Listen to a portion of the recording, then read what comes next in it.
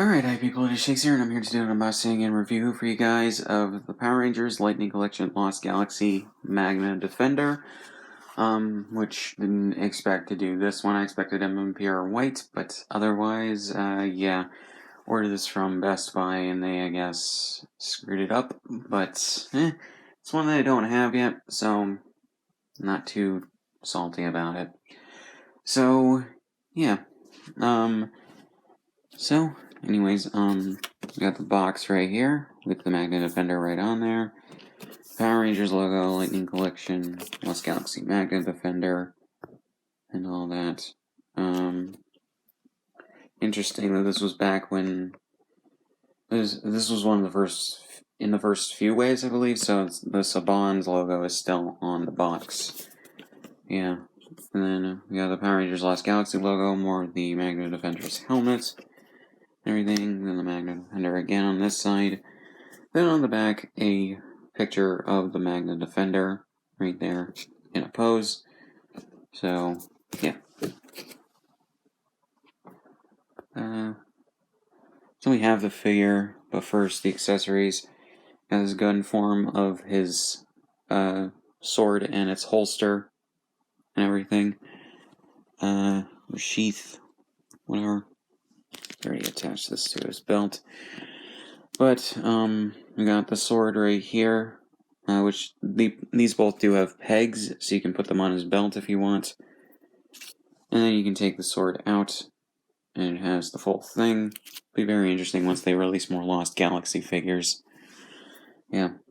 So you got two alternate hands, one with a more open sort of hand, and then a hand that I think is for holding his gun better, or blaster.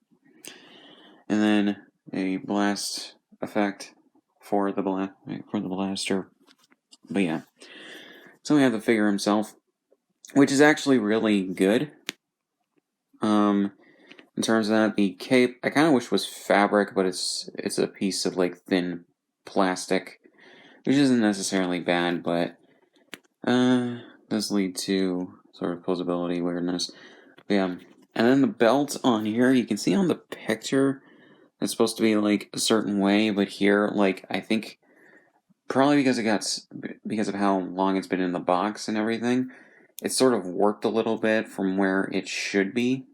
You can't return it to its normal position, but maybe after I have the sword on his belt for a while.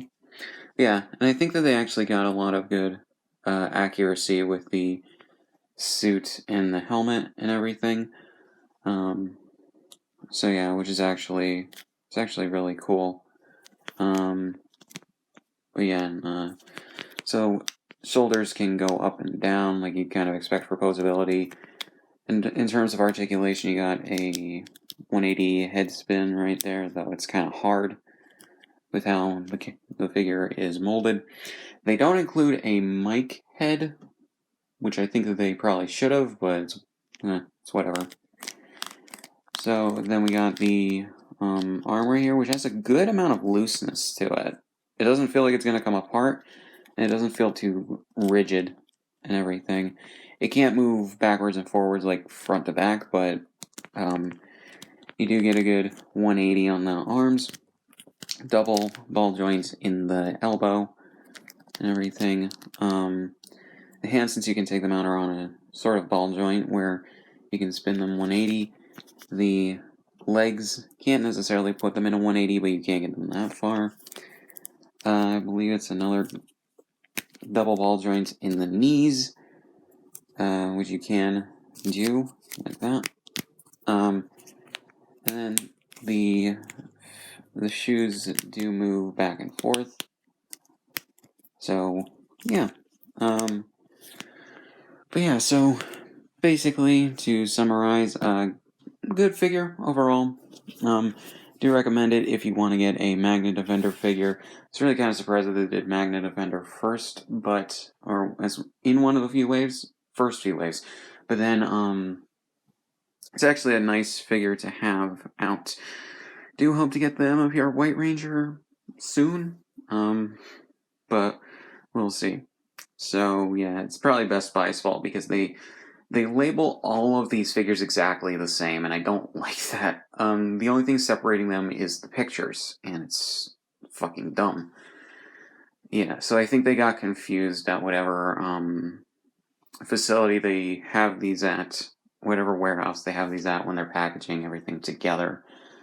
But yeah, so not really much else to say. Link description on my shit, subscribe if you want, and I'll see you guys in the next one.